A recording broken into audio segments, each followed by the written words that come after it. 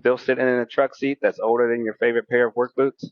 Your back has been filing complaints for years. If your seat is worn out, sagging, or just plain uncomfortable, it's time for an upgrade. Head on over to seatspecialist.com. Check out their selection of quality replacement seats built to keep you comfortable mile after mile. And don't forget to use promo code TR10 4U to save 10% on your order.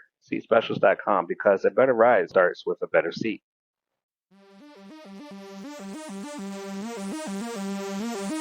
What's going on, everyone? Welcome back to another episode of That's Delivered. I'm your host, Truck and Ray, and we have a great show lined up for you.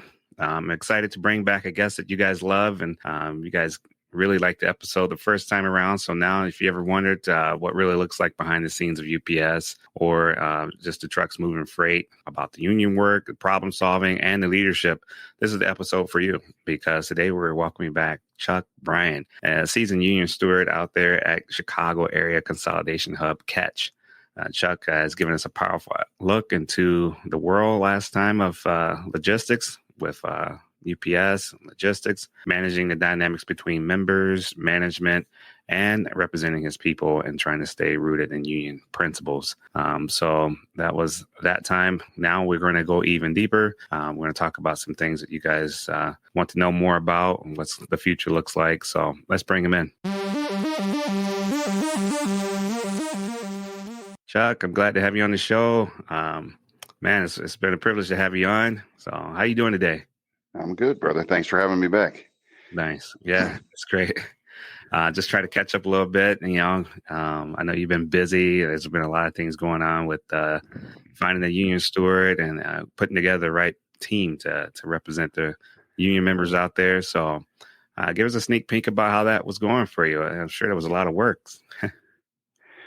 Yeah, we had every 3 years, like everywhere else or most places, we had a steward election at CACH, and there was a group of us that ran,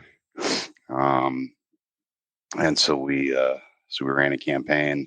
Fortunately, not everyone in our group was elected, but I think it's a good practice to bring issues to the members and try to raise participation, get people more engaged, even if they don't vote for you.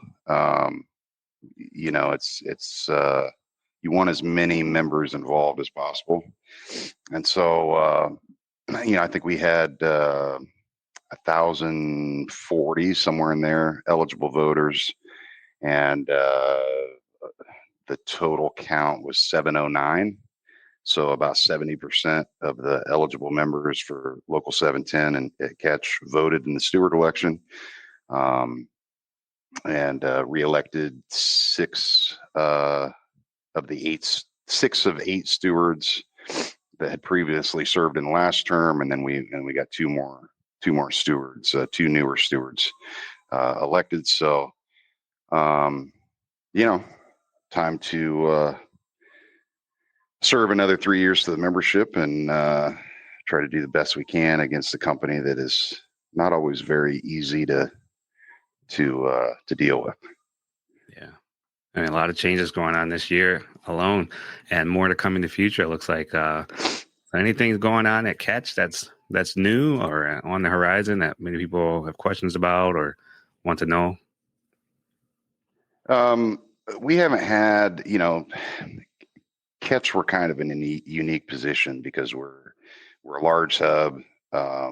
We share the building with Local 705 out of Chicago as well.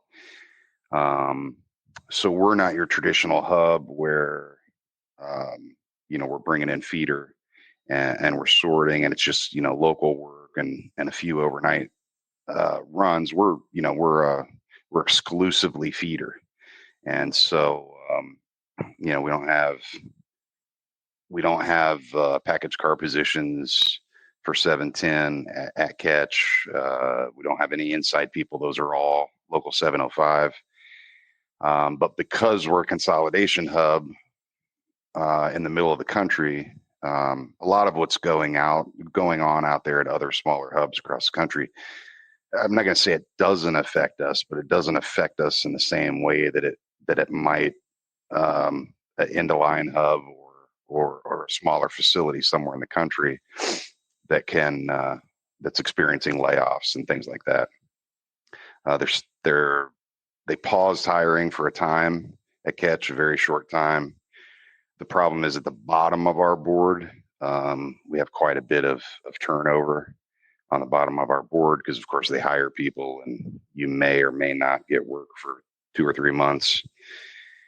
And so it's difficult for people at the bottom of the board to hang in there when they're not working for a long time. So currently right now, we had a lot of Amazon stuff the last couple of weeks. Been moving, they had, I guess, Amazon days. Right. And, so there was a lot of extra work, a lot of people working extra shifts. Board was exhausted. They were asking sleeper teams to go out when they came back to try to cover all the work. My understanding is they did get all of that covered and got everything moved. But, it's been busy lately. And then obviously there's I think this has affected all the sleeper teams across the country, but corporate is now, nitpicking teams a little bit more on fuels, wanting them to fuel more hubs. And I know there's some hubs out there that aren't allowed at all to fuel anywhere but a hub. And, so it's been an adjustment to kind of, figure out what it is that the company wanted, and they weren't real clear on their policy, and trying to communicate to them and make sure that our members know what they can and what they can't do and what the procedure is. But I think we've got that pretty much figured out at the moment. So hopefully we won't have any more issues with members, being pulled into the office and harassed. Yeah, it seems to be no end to that. So education is the best way to prevent a lot of that pain. So thanks for doing that, helping them out, representing for the members. I mean, it's a huge thing. Kind of looking back a little bit, kind of digging a little further. What's one thing you said last time that stuck with me? How important stewards and the knowledge of the contract. One thing that we probably clarify or help people kind of reiterate that, the desire to know the contract. It's not just a quote, but it's just, it's a reality to understand it. Well, I mean, stewards, like in 710, for example, we're not, under the bylaws, we're not a representative of 710. We don't represent the local. We're basically a liaison. We're elected and we do represent the members. We do it at the behest of the executive board of 710, but really our goal, our goal as stewards should really be to educate members. And, when new things come up where the company is enforcing, this rule or that rule, or they've made up a brand new rule, it's about getting clarification from the company on exactly what they want and how they want it done and how they want our members to, do whatever it is that they're demanding at the moment, so that we can keep our members safe from discipline or even if there's a contract dispute, having a conversation about, well, this is what the contract says. Just because the contract says something doesn't necessarily mean that UPS follows it, right? And there might be some dispute between your local union and UPS about actions that the company's taken towards their members. Communicating to members that, hey, the local's working on this. Your locals are trying to fight the company on this. They're having conversations about what's negotiated in the contract. But in the meantime, we can protect ourselves by doing this. You can follow work directions and then you can file a grievance later. You can do something that sure you're irritated about, or, you don't think it's part of your job to do something. Do it, file a grievance, protect your job. Your job is the most important thing, to be able to come in the next day or the next week and, clock in and go do your job and provide for the people that you're working for. So, that's a tough thing to do. There's a lot behind that than just those words. I mean, that's how do you, you're local, maybe it's something that maybe other locals can adopt or to help educate people. What's a good practice that you could probably put in place that you're already doing? I know you got a lot going on Telegram. Yeah, I mean, we have our Telegram groups, and we have several of those because our safety department, our CHSP, runs a few pages. A lot of those are around, weather. We have a lot of sleeper teams at CACH, so we have like a weather and info page with weather throughout the country. Things to look out for, and our CHSP does a really good job of being consistent in what they post at the beginning of every week, kind of getting an idea. Hey, I'm going out west, and there's a huge heat wave, or maybe in the wintertime there's a winter storm moving through. Things that can help you plan your week. And then there's general chat groups where, let's say you're going into a rail yard and you can't get past the kiosk because you don't know how to log in and what am I supposed to put in, and be able to have real time help from other members to help you do your job out there when you're in the middle of something and maybe experiencing something you haven't done before. And then the page we run is more about, we do all of those things as well, but our more of our focus is what your rights are, what your obligations are, because the contract's not just about what you get, it's about what you're obligated to do for the company. It's a contract's always a two-way street. So like I mentioned, the fueling, if you look at our contract, it talks about if you're scheduled for a fuel here or there. And I was getting guys calling me saying, well, they don't have any right to tell me where to fuel. Well, yeah, they do. The contract says they can schedule your fuels.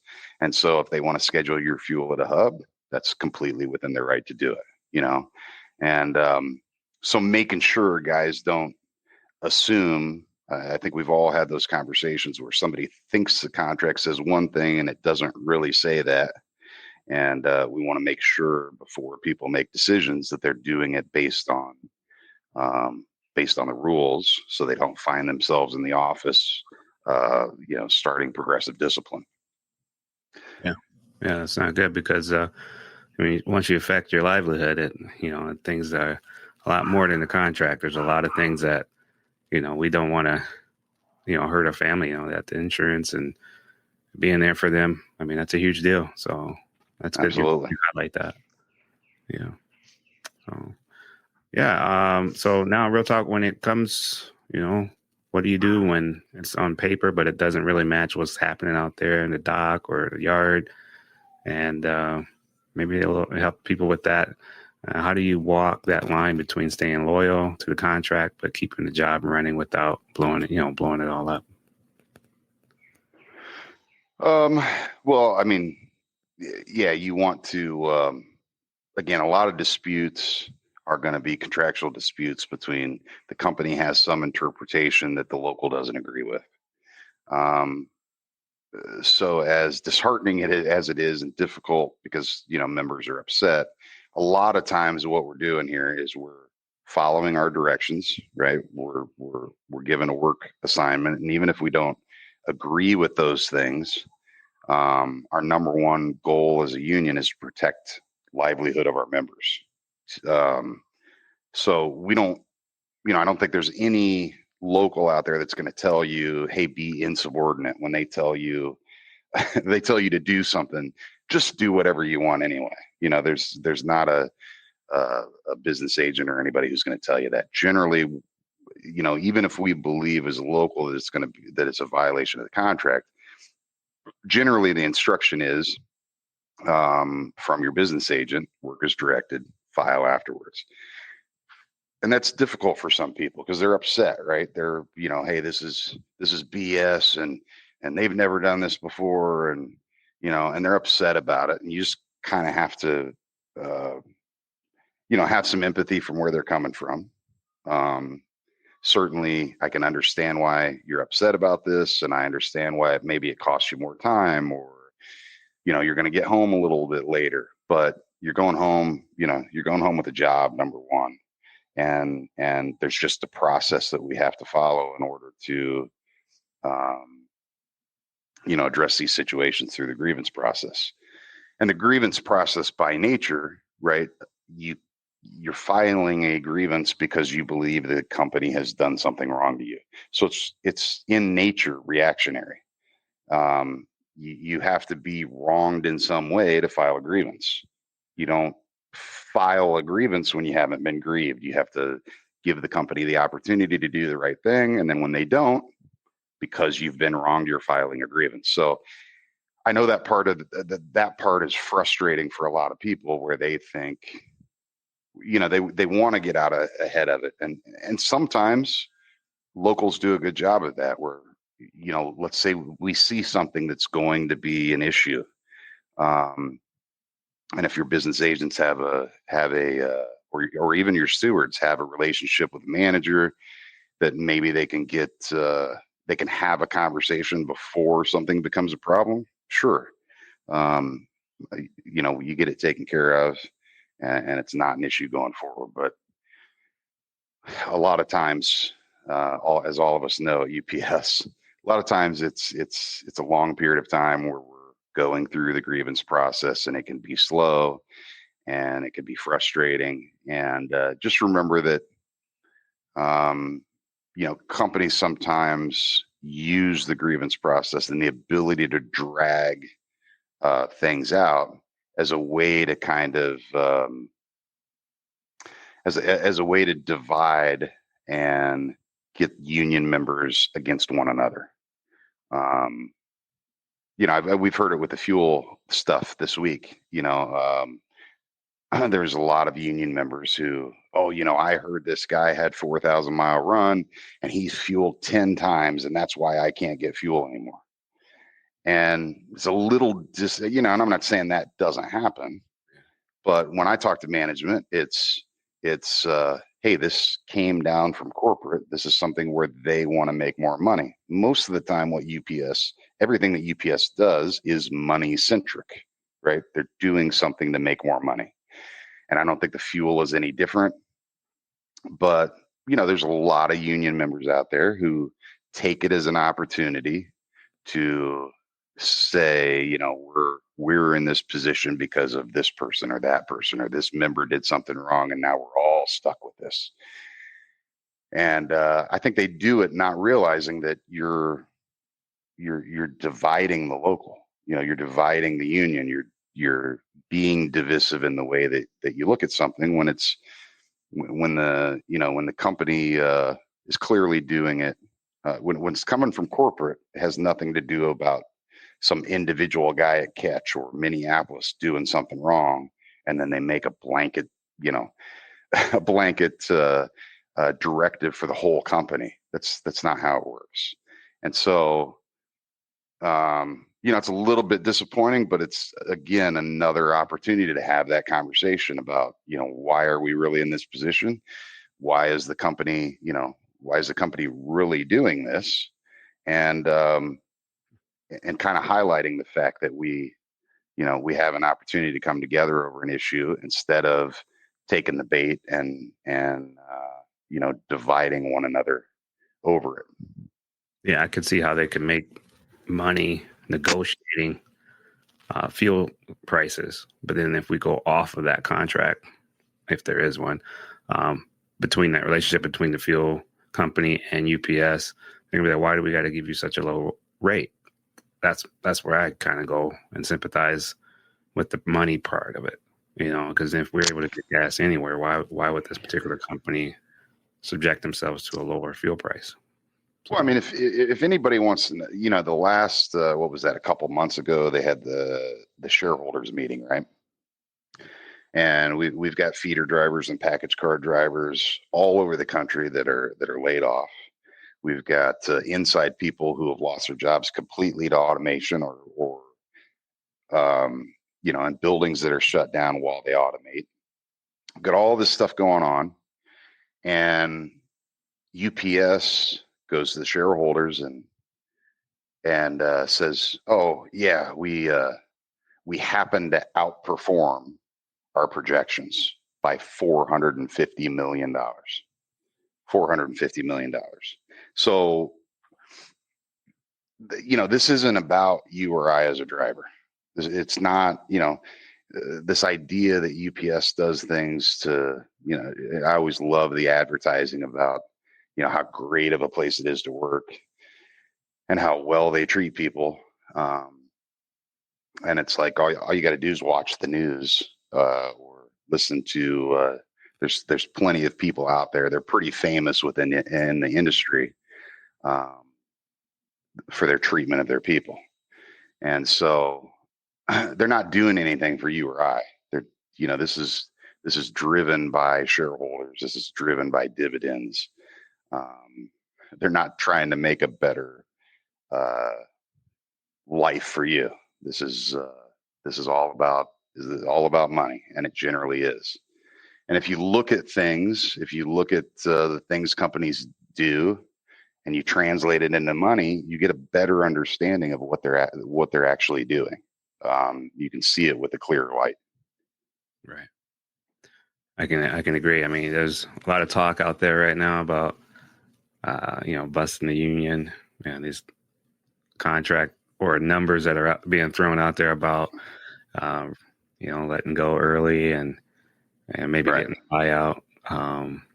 What's your takes on that one? I know you've heard some of that probably out there too. Yeah, I know. I know the IBT came out really strong against it, and said that they believed that it was a violation of the contract. It's hard to comment a lot because I've not seen. There's rumors that the company is gonna bring this stuff out. I've not seen the actual program.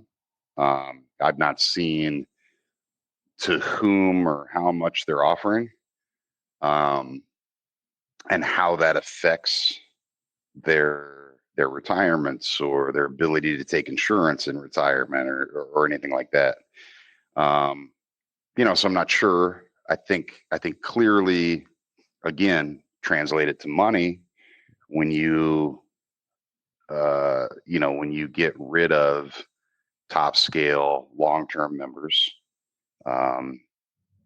presumably a lot of whom are educated and strong union members at top scale, and you get rid of 25,000 of them and you replace them with 25,000 people off the street in progression that you can pay a diluted wage to for the next 4 years. And you can talk to them about the union in a different way than maybe you can that guy that's been there 30 years or that gal that's been there 30 years.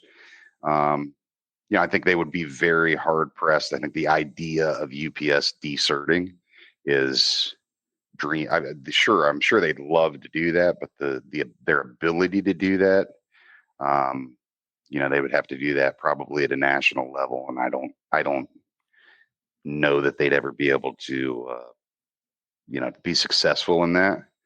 But again, I think it's a lot to do about making money, and if you do look at the payouts when they come out on the program, and I would bet that you multiply that out and then you take an average wage week to week with a new person, and I bet they make a profit on the wages that they would have paid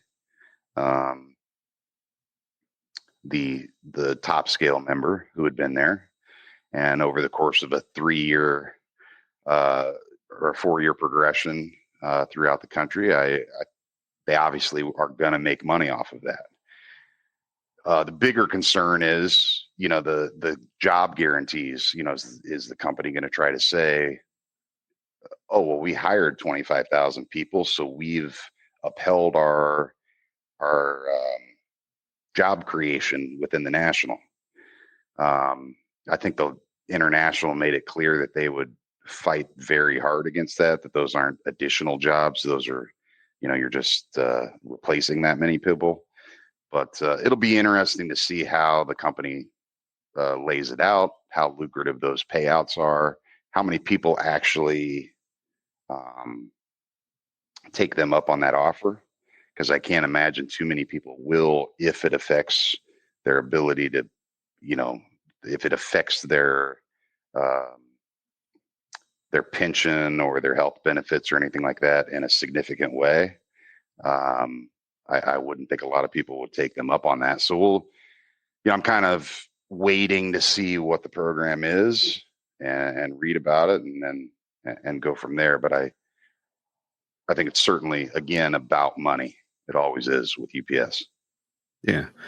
And for those listening out there too, I mean, we can speculate all we want, but until we actually have something concrete to look at and really look at those numbers, like you said, it's just based on our opinion, your experience and what you've seen over the years. So I appreciate you sharing that with us. Sure. And there's a lot of people out there. There's guys on TikTok. Hey, this is what it is. And how do you know what it is?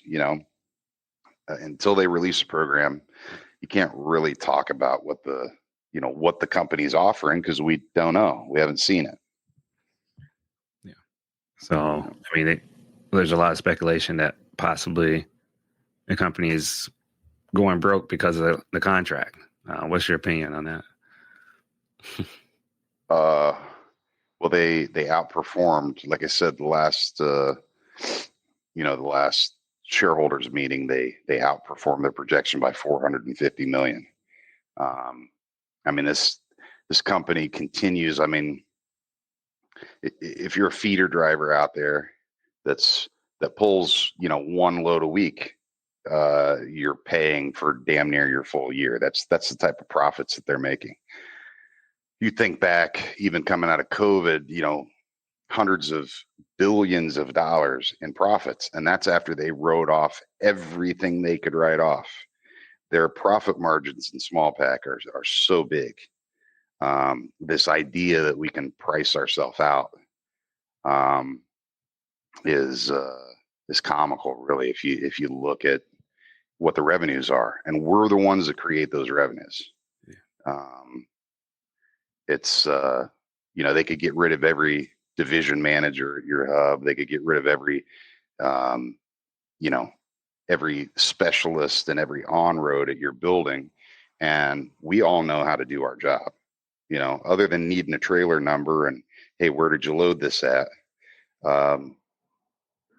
Us as employees of theirs, we know how the systems are run, and we're the ones that move those packages.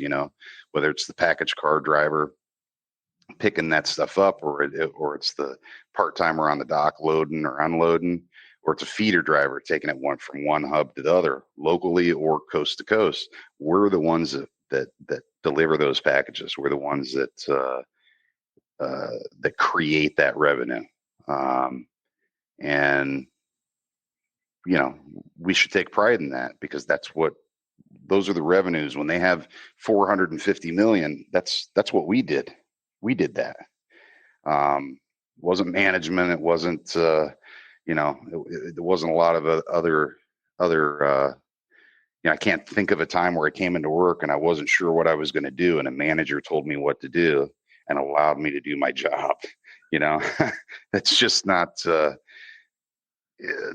that generally happens. So, no, I don't think they're losing money. I think they're investing a lot of money in automation to try to eliminate Teamster jobs going forward. And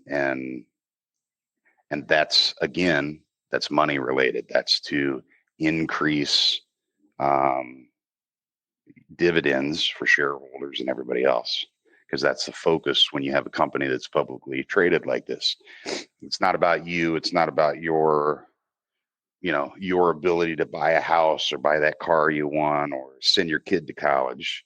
It's about the guy that owns 1 million shares and him getting the dividend that he wants on his investment. And that's how this company runs. That's how we, how they measure success. So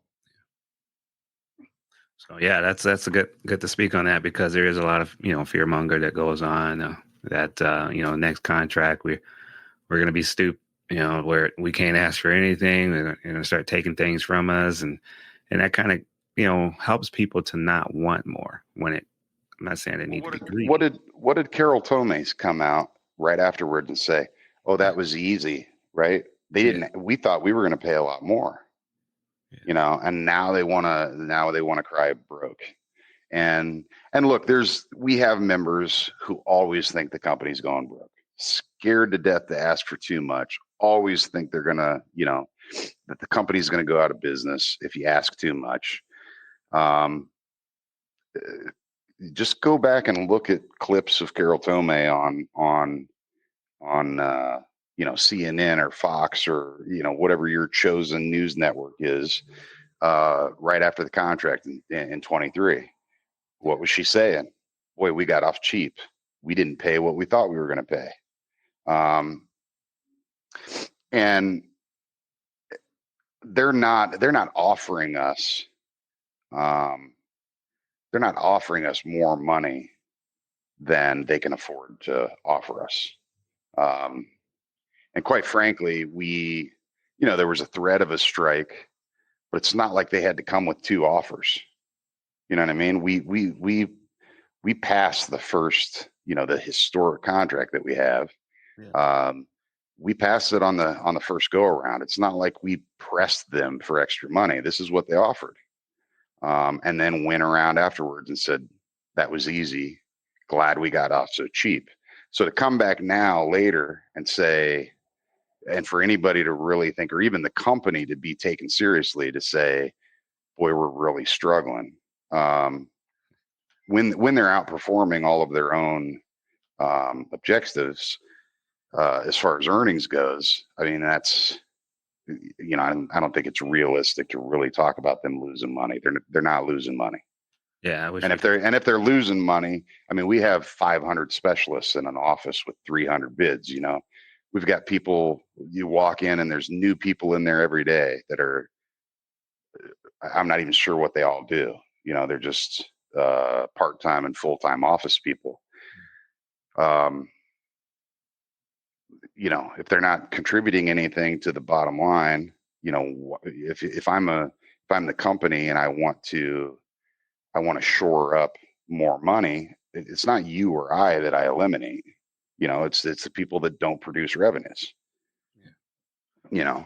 So I just don't think it's, I just don't think it's a reasonable thing to think that we've outpriced ourselves, or the company's losing money because they're paying us too much. I just don't think that's true. What about the relationship with the rail? I mean, they weren't using that as much before, but COVID is a priority. Now they can use the rail, so they're able to. Well, I think rail's always a problem. One of our issues. I mean, it wasn't looked at in our contract either, but one of the things that we really pushed, and one of the things that we wanted to see was we wanted to see rail included in subcontracting, where everybody at our building is working before you can put something on a rail.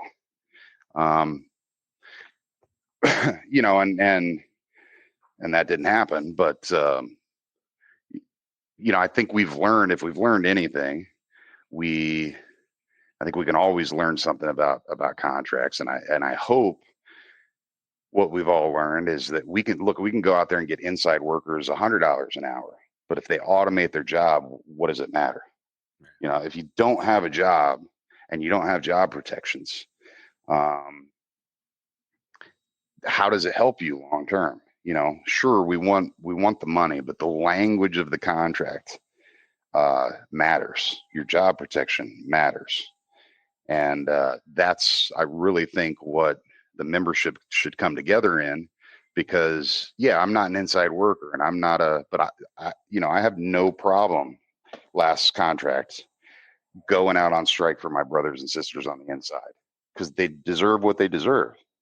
I go in there, you're a feeder driver, you go in there, you see those guys working. So, work their ass off. Package car guys, God bless you. I don't want to do that. I want to get in a semi and run across the country. I don't want to have 1,000 stops and being badgered all day by management. No thanks. They work their ass off for their money, and they should have job protection. They should have job protection. No disrespect to the feeders out there as well. I mean, driving all those hours, all those nasty accidents out there. You got to trust the other driver as well that's driving for you while you go to sleep. So, yeah, all of it. There's pros and cons to every job, but those people that look down on part-timers in the building haven't been inside of a building, because our brothers and sisters on the inside work their ass off. They really do. And sure, it may be a 3.5 hour shift, and I got to go out and drive in a blizzard in Wyoming, and in the winter, I sure, that sucks on my side too, and it's tiring, and it's but the point is that there's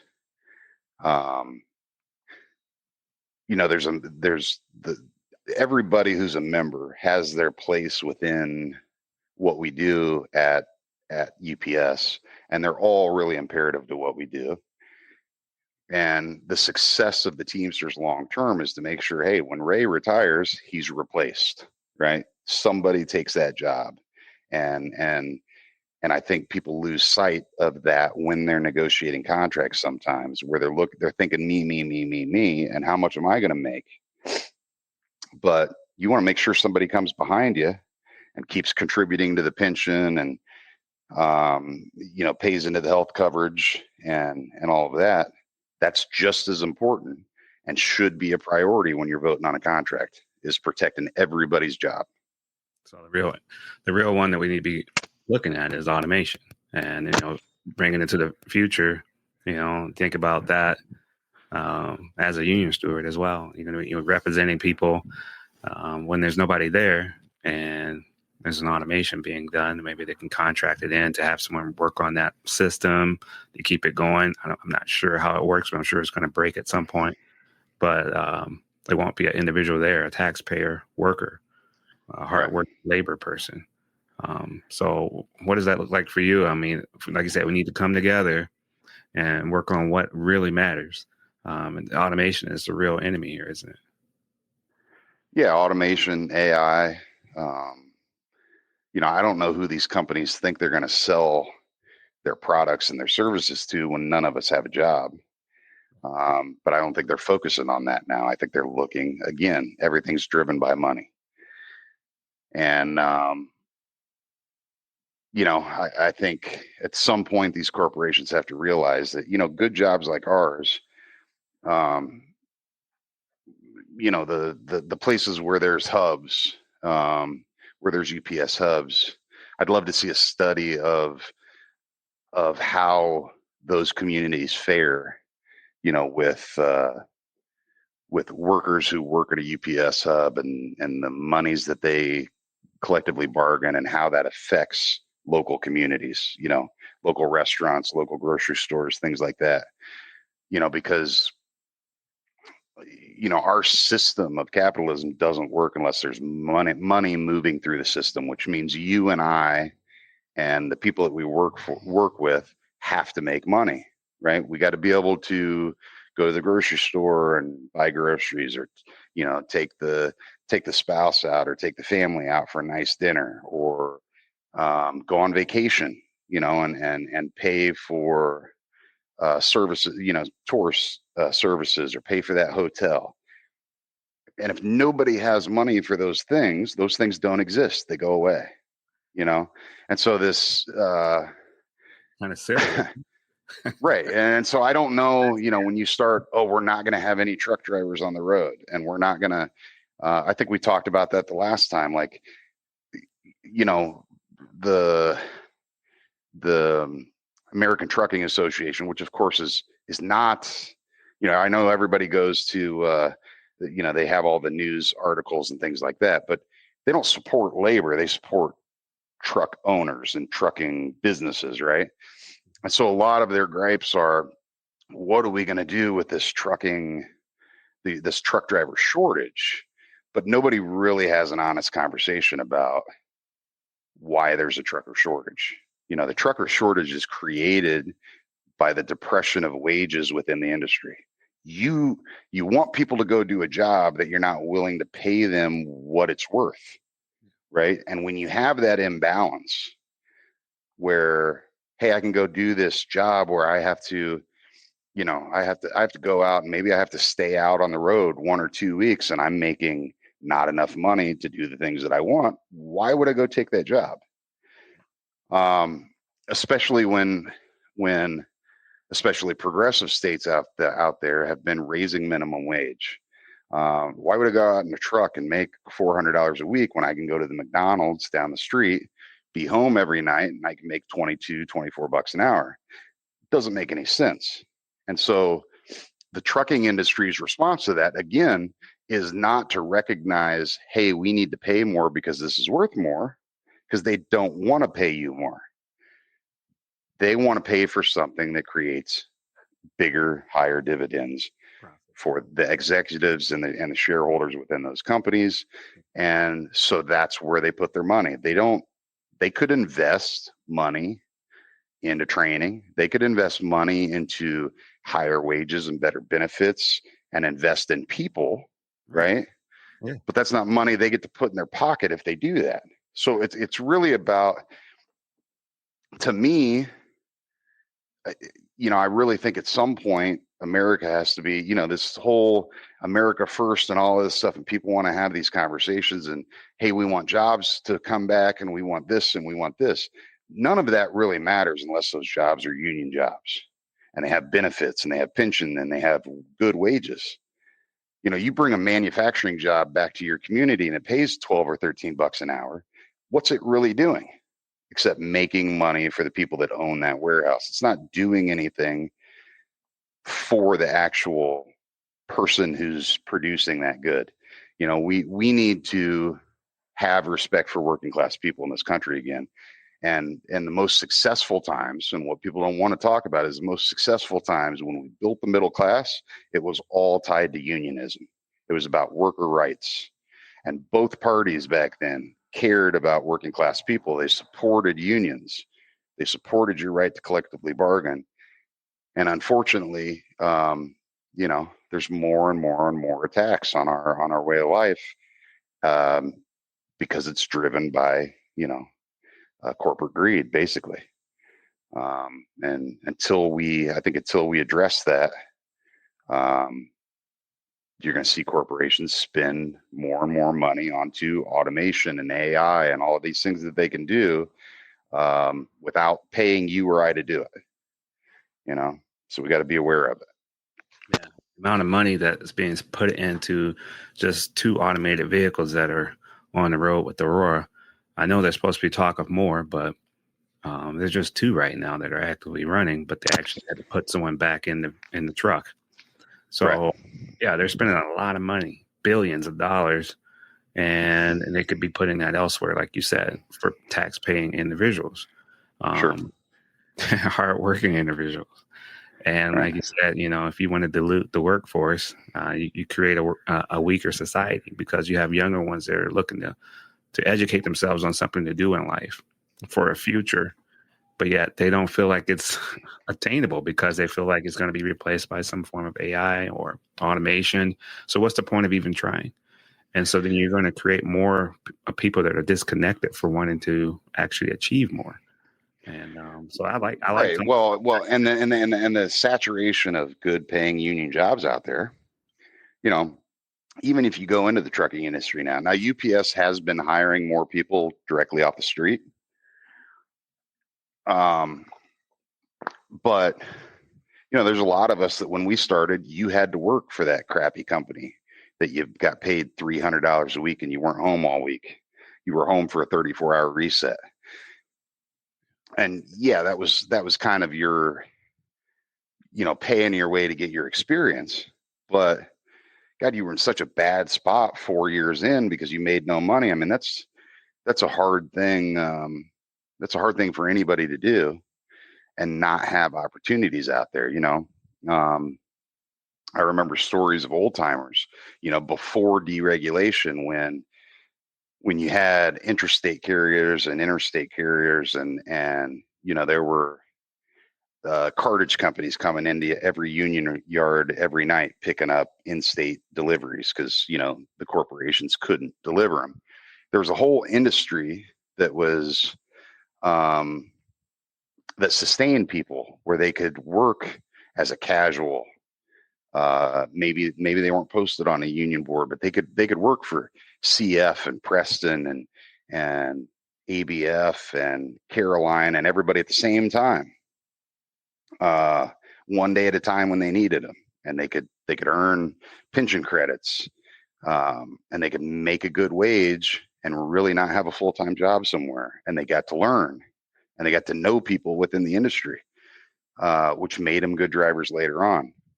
You just don't have those opportunities anymore. It's very difficult to go out and get a good training with steady work and get paid well for it. There's just not a lot of companies out there that do it, and that's unfortunate.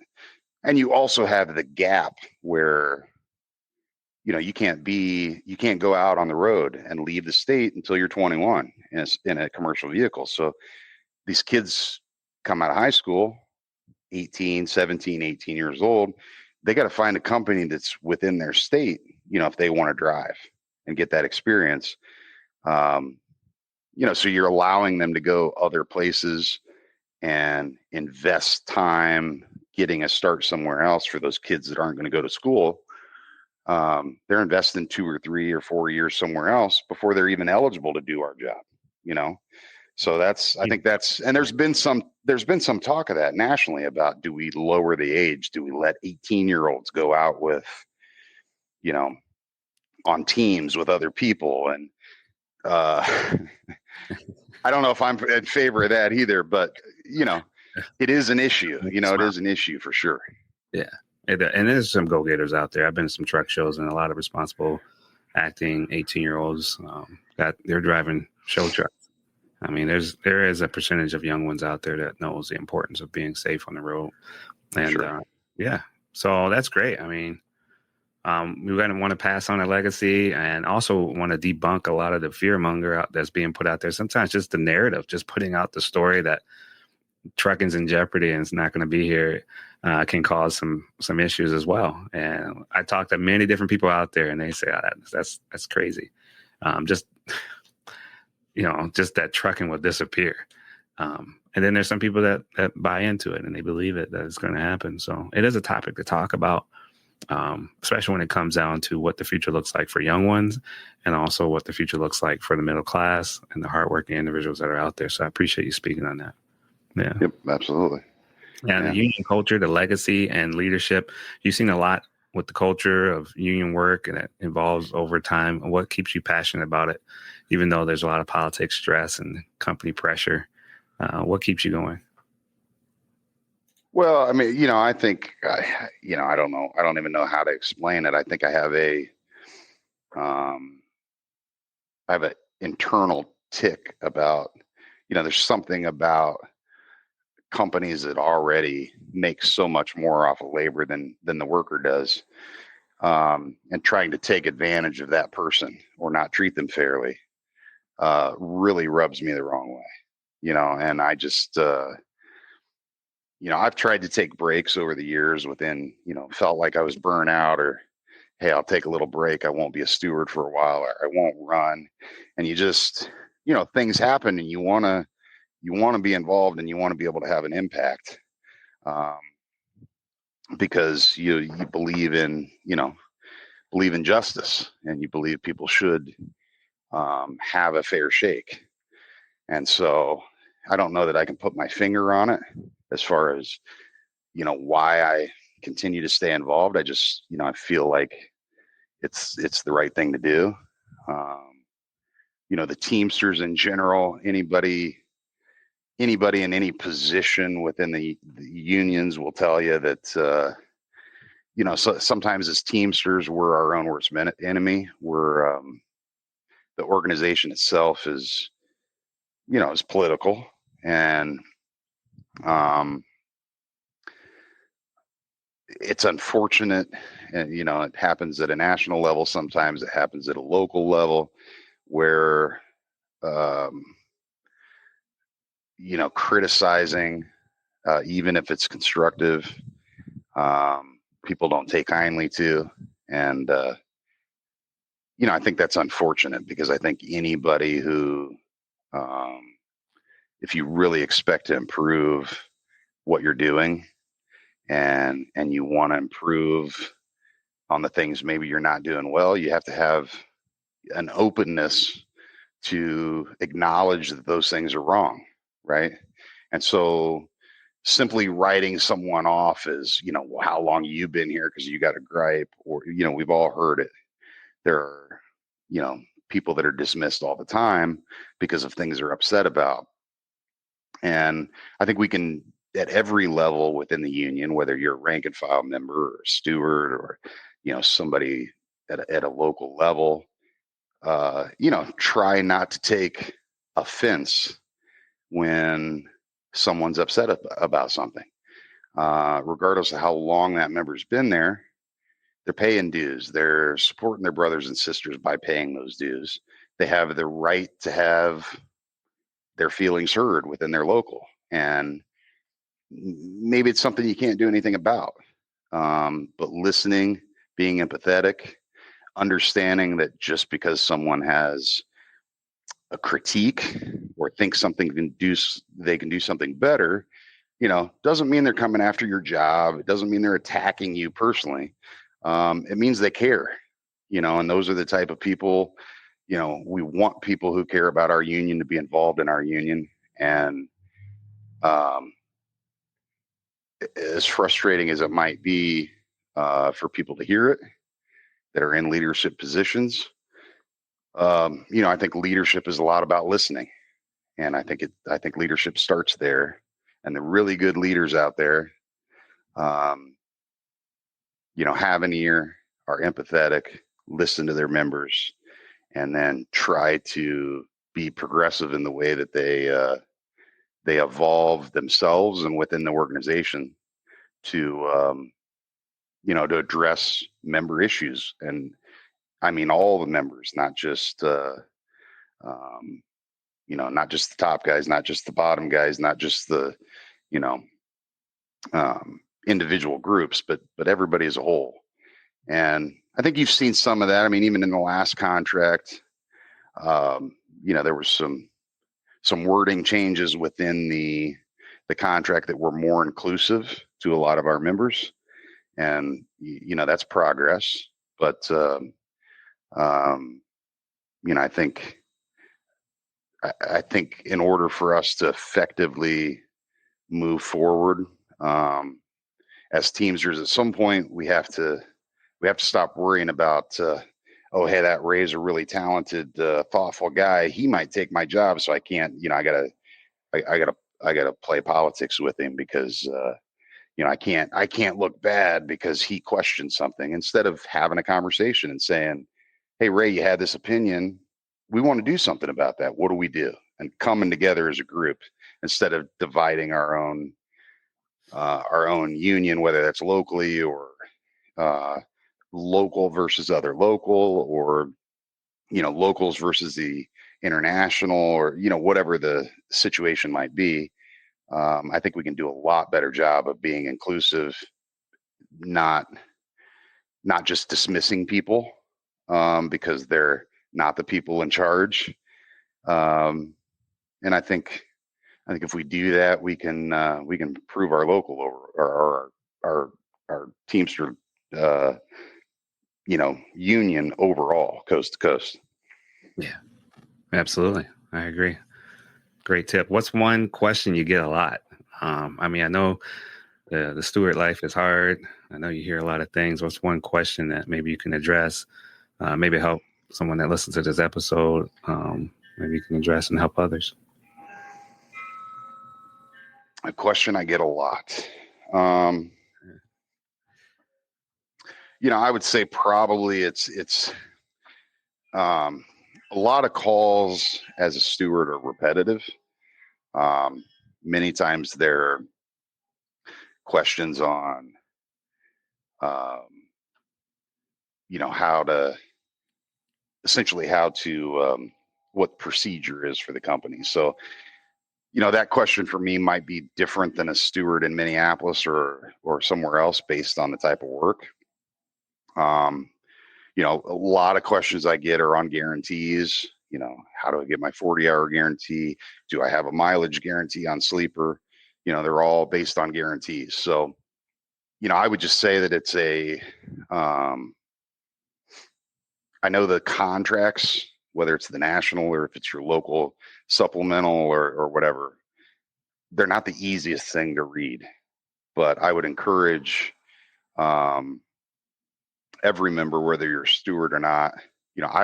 Guys joke that they think I'm joking, but seriously, like get your contract book and put it in your bathroom. When you're in the bathroom, read an article, read 2 articles, and have a basic understanding of what your contract is. And I think that you'll find that you have a better understanding of what's going on at work when the company tries to do things. A lot of people get upset because they don't know what the rules are. Saves you a lot of angst within the workplace to just try to educate yourself as much as possible. You're not going to know everything, but you have a basic understanding, and it gives you a better understanding, I think, of what the union itself is trying to do for its members. It gives you a bigger picture of, what's been done at the table, both at an international and a local level. Gives you an appreciation for where you're at and some of the rights that you have that maybe you don't realize you have until you read your contract. So, but yeah, I would say overall it's maybe not one question, but it's some type of contractual conversation. Hey, what's the rule here? What's the rule there? And explanation on something contractual. Nice. So what most of my time's spent on. And you share that with your family. I mean, that's a great sacrifice that you do, and we really appreciate it. I know you've talked to you for some time, and I know you put the time in, not just at UPS, but other companies as well. And I wanted to give a thank you to your family as well. You guys, it's a team effort. It's not just you doing that. And also coming on this podcast to share more for the listeners out there as well, so that they can gain some understanding or just have something to listen to when they're out there on the road and they can play it over again. So, yeah. Thank you so much for that. Yeah. I mean, I think, I think there's an appreciation. I certainly have an appreciation for what the union's done for me. And I really think, I said it on your last podcast, and it's something I do believe in is, we don't call ourselves a Teamster organization. We call it the brotherhood of Teamsters. A brotherhood indicates family. And, that's, when I think about what I would do for my biological siblings, right? It's you think about the contracts, you think about things in that nature of, hey, raise my brother. He's my union brother and he's in trouble or he needs help. You don't tell your brother no. You do what you can to help people. And so it's just a way of viewing yourself within this organization and understanding the benefits that you've been allowed by people that came before us and the people here now that try to stand up for those those beliefs and those principles, and just trying to be a part of it to ensure that it's there for the people that come behind us. And not thinking about things as, how does this benefit me? How does it benefit us? How does it benefit us as a group? And, I know it's a difficult thing for a lot of people to grasp because the rest of the world is all about me, me, me. It's all individual. And a lot of times we don't think about ourselves communally, but in order to really understand the union, you have to think about yourself as a group of people, as a person with responsibilities to other people. Because for the union to be successful, I have to care about what happens with Ray. I have to care about what happens with everybody at my barn, regardless of what their situation is, and whether or not I'm even friends with them. Right? Maybe we don't get along, but their job's important. Their ability to to take care of their families is important, because we're in it together. So, I always encourage people to think about the union in that way. Yeah, that's nice. I think that's a better way to look at it. I'm not sure how bad can it get when you do help your brother out. I guess some people, they get the fear going in their head and they think they're going to lose their job or something, or I'm not sure what happens, but there's a lot of fear that goes on. If I file a grievance, oh no, I'm gonna have a target on my back. Oh no. Yeah. Right. Well, there's always that. And you're always going to have that, whether you have, well, there's any proof of that or not, but, my grandpa used to always tell me, you know what's right. The hard thing's doing it. So, you can make any excuse you want not to do what you know is right, but they're just excuses. And at the end of the day, you just try to do what's right and approach it from an honest perspective and do the best you can. And if you're coming in and you're doing your job, in most cases, I'm not going to say that there's not a company out there that's not going to retaliate, because we hear about stuff like that, but that's not rampant. It's not rampant. Most people come in, do their job. A lot of people don't have issues. So by and large, you're not going to get attacked by the company. And look, if they retaliate, that's a violation of labor law, and you address that with your local. There's ways to grieve that. There's ways to bring that to the forefront. Yeah, maybe that's something that people need to see more often, is that we need to put that to the test, and then that will go away. Maybe we'll Sure. see, now it's okay to stand up, and we're not going to be, it's a law by the law of labor.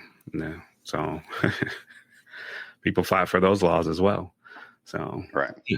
And knowing your rights are important. And I think when people know that, it helps them act differently and more calmly, and knowing that they have particular things that they can ask for that aren't greedy. It's just the things that we fought for that you have rights to. Yeah. Right.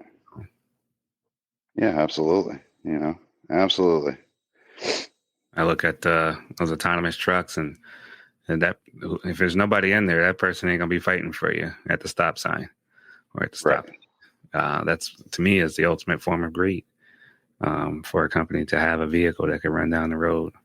I can't imagine if a tractor would be hauling fuel with nobody in there. So, I mean, there's a lot of things that truck drivers do that we just don't want to not leave it unmanned. So, well, and that's the things we should, we can use the public to, when I talk to people about that, I go, you want to be driving down the road on your way to a vacation with a truck, 80,000 pounds, rolling down the interstate with nobody in it, or some guy 1,000 miles away sitting in a cubicle controlling 3 or 5 or 7 trucks.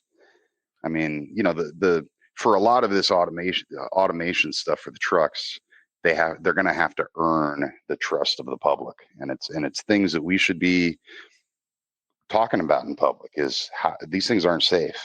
They're not going to be safe.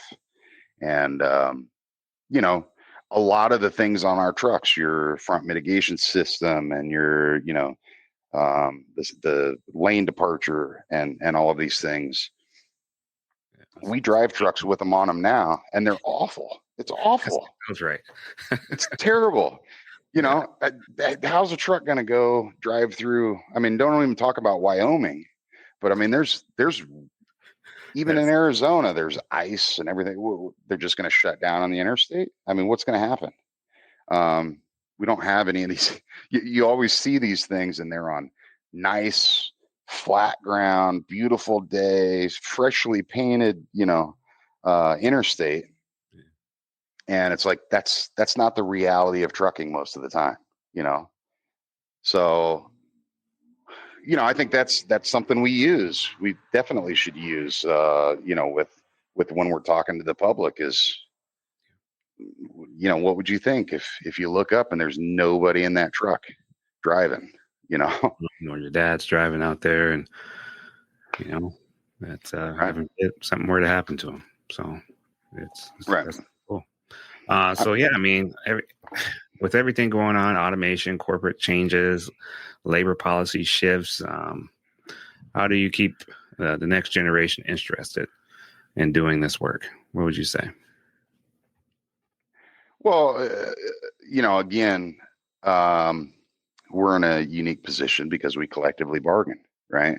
So at UPS or other union entities, right, we're making a good living. We have health and health coverage. We have pension payments, right? We have all of these things.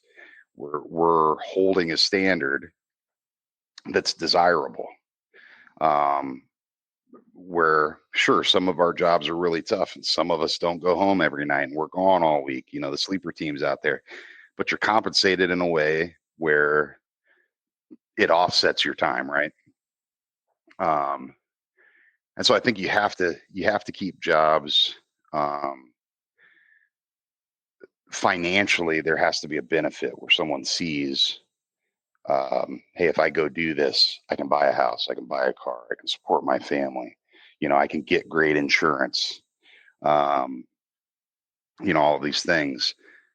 I think we have to maintain those things. But again, I go back to the communal part where, an old timer once told me that when he's looking at a contract, he says, you look at you negotiate a contract based on the unborn. And what that means is the people who aren't here yet, right? He said you have to negotiate a contract based on the unborn. And what that means is the people who aren't here yet, right? You have to guarantee that this job is going to be as good or better for the people who aren't here yet, because that's how you maintain your benefits in your retirement. That's how you ensure that there's always going to be good jobs here, because you negotiate on the behalf of the whole rather than you making a couple extra bucks, And you see this in contracts all the time where they go, hey, Ray, I'll give you $5 an hour, right? But everybody hired after this ratification date, they got to pay half their insurance, right? But we're going to pay you, and they basically sell out the young is what it is, where they incentivize you to vote. They buy your vote in money while they take a benefit away from someone, and they say, well, it's not going to affect you because it only affects people who were hired after this particular date. And a lot of people go, well, the hell does it matter to me, right? Yeah. Problem is the next contract, they want to take your insurance from everybody, right? Where they want to make you pay. And you let those people, you let them, it might be $15 you're paying for insurance this time. Next time it's going to be 20% or it's going to be 30%. And if you don't think that's right, ask any union person out there, that's paying for insurance. That's how it started. Most of them generally, if they're old legacy contracts, they generally had free insurance at one point, and then the company got their foot in, and they whittle away and whittle away and whittle away, and they take advantage of people thinking about things individually. And they buy stuff in the contract. They buy a vote. So our members have to be aware of that, and we have to fight against that, and we have to ensure that the benefits that we enjoy now, that we make sure we protect those for the people coming after us. Even those young kids that might be working for, we've got feeder guys at Catch that are in their 20s out there running sleeper, 20, early 30s, just starting families, things like that. But the young single guys, they're not thinking about pension. We have to have those conversations with them. Like, hey, we know this isn't important to you now, but it's really important, and you're going to care about this. And that's part of us. That's part of every union member ability to be able to, talk to the younger generation and support them and understand that we're all in it together. And them benefiting from a really good contract is going to benefit all of us when we're retired too, because it's going to maintain our pensions. It's going to ensure our stability in our retirement. So, congratulations to you for getting the votes that you needed to continue to do what you can to help your members. I think you're the right guy for it, and as well as those that got elected as well. So, what's one thing that we possibly didn't cover on the first episode that maybe you want to cover today, and or just something you want to let the people know? Kind of open-ended there. Yeah, just what I would say is don't get discouraged. Don't I think you can get frustrated.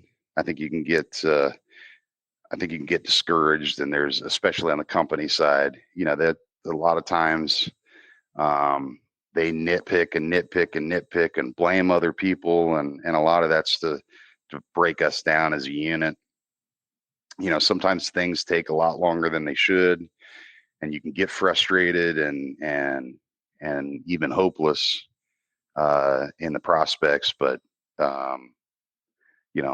what we've got now is a product of people sticking with it and demanding those things and those benefits. And we just have to we have to stick together. We have to support one another. And as frustrating as it might be, whether that's with one of your stewards or other rank and file members or a business agent or your local, somebody on your local board, just stick with it. Just stay positive and don't let the grind you out. Just stay with it. Be positive. Be positive. I think that's a good positive message. Thank you so much, Chuck. You always appreciate the way you break things down in a very, calm and relaxed way of talking with individuals about the heavy stuff. It never fails that, it's the real talk that we need. When we reach out to someone like yourself, I think that's going to be great for the future. I think that's going to be good for everyone. So if you guys are listening to this, share this with another fellow Teamster, help them to stay encouraged, stay positive. And so I appreciate that, man. So, and anyone who's struggling with management right now, feeling like they're not being heard, so a little bit of advice is to stay grounded, keep pushing, and seek the right help from the individuals that will be able to represent you. So thanks so much, Chuck. Yeah, absolutely. Yeah, so I'm glad to have you on the show. That's it for today's episode of That's Delivered. A big thanks again to Chuck Bryan for coming back on and giving us the real talk that we need. Not just about what we do on a local level, but also what we can do nationally to fight against a lot of the negativity that's out there, that we're doing okay. It's not just about the job, but it's the responsibility that wins. It's the pressure that we have with the purpose to get things accomplished for the future, and even right now too. So take a look at, if you like this episode and like what you see or like what you hear, whether you're a union steward or a dock worker, a driver, or just someone out there trying to make a difference, share this with your crew. Let's keep on building up each other and staying positive out there for the things to come. So, any topics that we could discuss next time? Maybe we'll get Chuck Bryan back on again for a third time. So, go ahead and reach anytime out. you need me, Ray. I appreciate you. Yeah, I appreciate it. And we can talk about those topics. So let us know. Until then, stay strong, stay sharp, and always keep it delivered. Are you a trucker looking for a safe and reliable place to park? Look no further than Truck Parking Club. With locations across the country, we've got the perfect spot waiting for you, whether it's daily or long-term parking. And right now, use promo code DELIVERED at checkout for an exclusive discount. Reserve your spot today at truckparkingclub.com and drive stress-free, knowing your parking is covered.